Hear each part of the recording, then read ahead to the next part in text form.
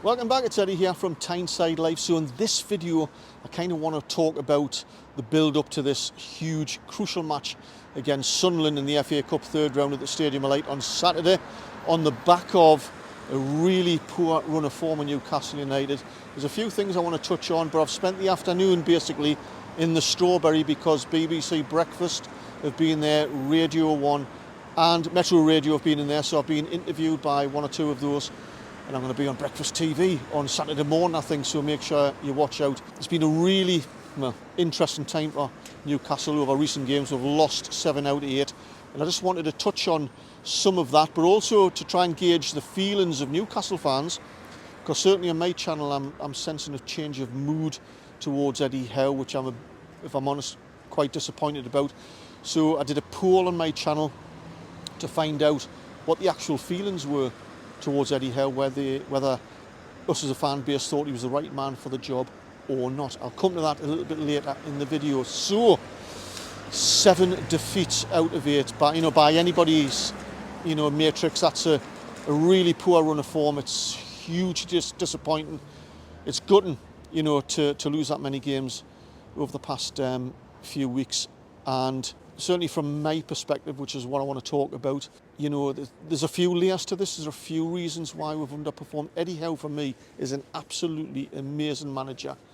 What he's done to this club from last season, saving us from certain relegation, to help us survive, and then in the following season getting us up to 4th with some absolutely breathtaking performances. It was just a joy to watch most of what happened last season, but also as well what he's done with the club in the training schedule that he puts the players through, how analytical he is, how he's changed all the training, got players fitter, given them rules and tasks, their responsibilities, so everybody's drilled.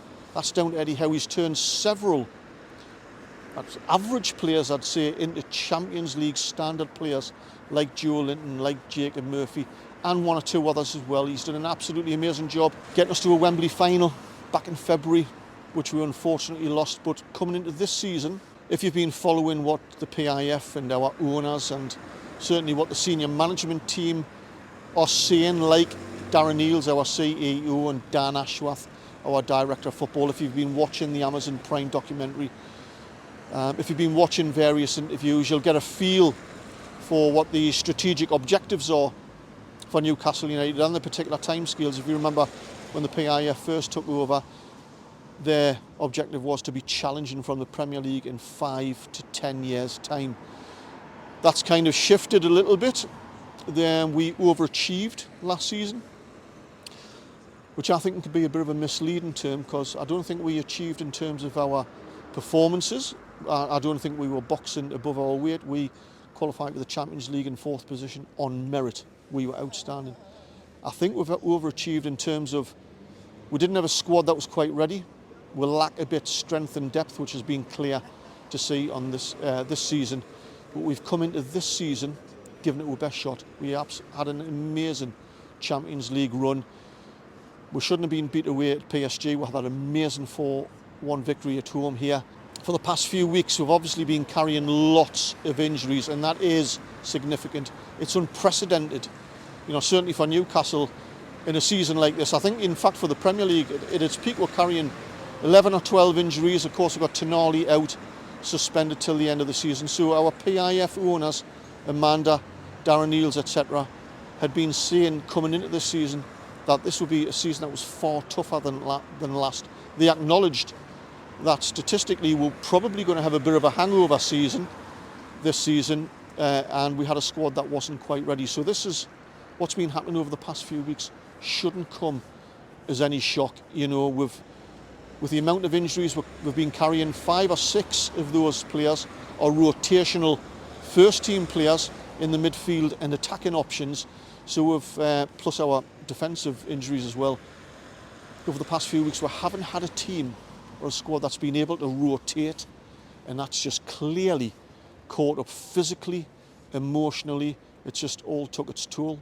Now, clearly, we have a plan B. I hear that a lot in my comments. We've got no plan B. Of course we have.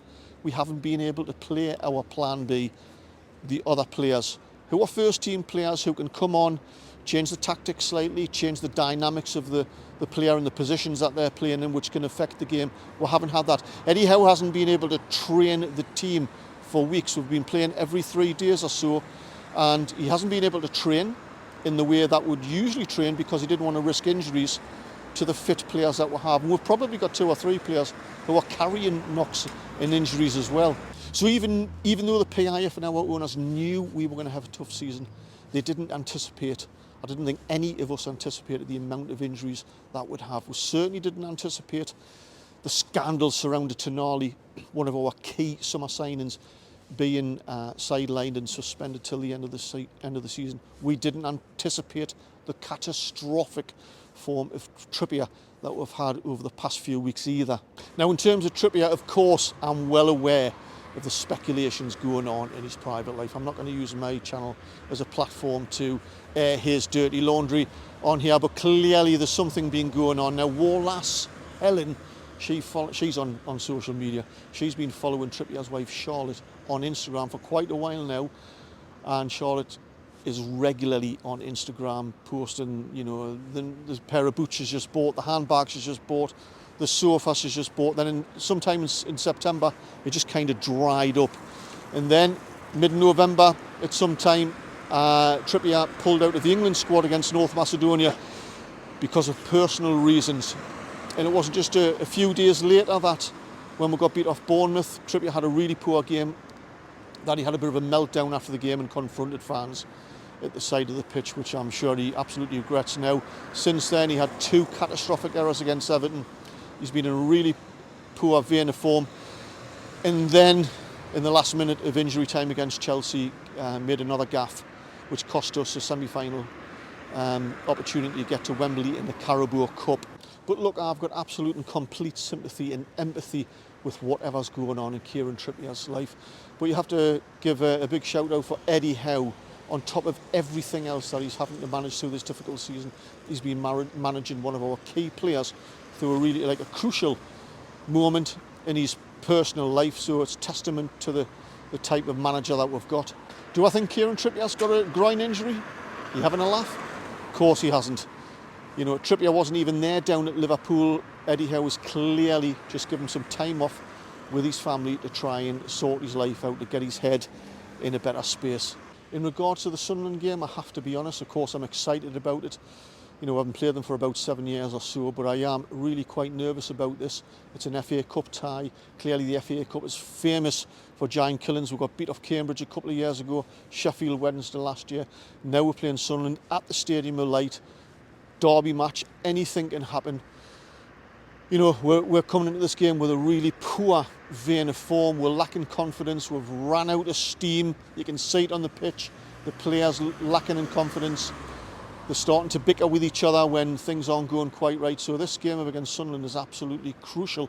I'd say it's almost 50-50. We have everything to lose in this game. We're the big club now, you know, with the rich owners, the money that's been spent on players, being in the Champions League. Sunderland, a bit of an unknown quantity at the moment. They've been in the wilderness for a lot of years. I couldn't even name 2 of them players, if I'm honest.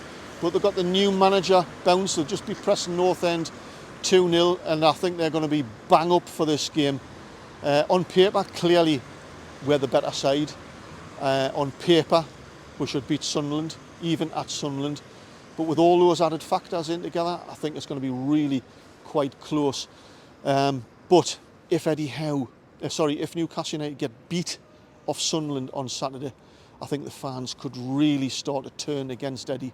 So in regards to the fans and their feelings, I did a poll on my channel from yesterday morning, because I was starting to see on my channel some fans starting to, you know, not being very complimentary towards Eddie, and maybe you should get rid of him and get Mancini in or get Jose Mourinho in. So I decided to do a poll to see where we actually are with fans in terms of his support or otherwise. And as of now, I've had about 2,300 fans vote. It's a straw poll.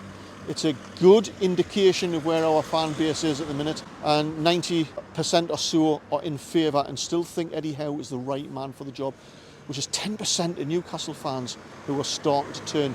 And I'm quite worried about that figure. Even at 10%, to me, that's a significant minority. And if we get beat off Sunderland, I'm worried that could drastically change to 20, 30, even 40%.